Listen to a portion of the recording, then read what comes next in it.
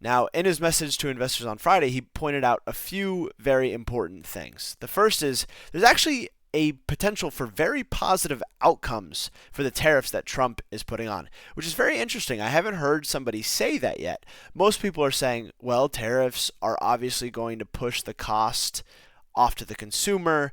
If the consumer is paying more, that means that they're going to be buying less, and that decreases the overall amount of consumer spend that's going to be going on, and that's bad for the economy, right? Like that's what we keep hearing over and over again.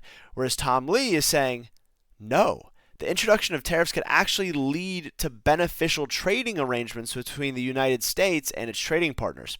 And so I would say that's a pretty contrarian idea, at least this point in time. Most people think the exact opposite. The tariffs are going to wreck the economy, whereas Tom Lee sees that Trump is using these tariffs as a bargaining chip, and he thinks that on April 2nd, the reciprocal tariffs are going to be taken out, and overall, people are just too worried. And that brings me to my second point, market overreaction. Tom Lee brings this up time and time again.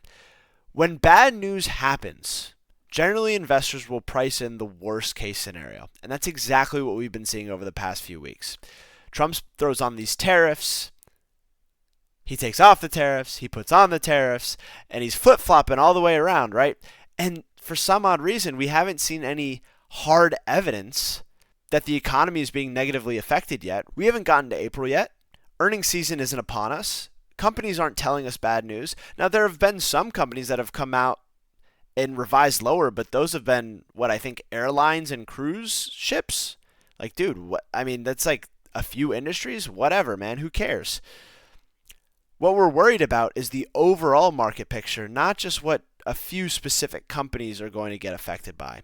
So overall, the S&P 500 dipping down 10%, Tom Lee argues, is a discount.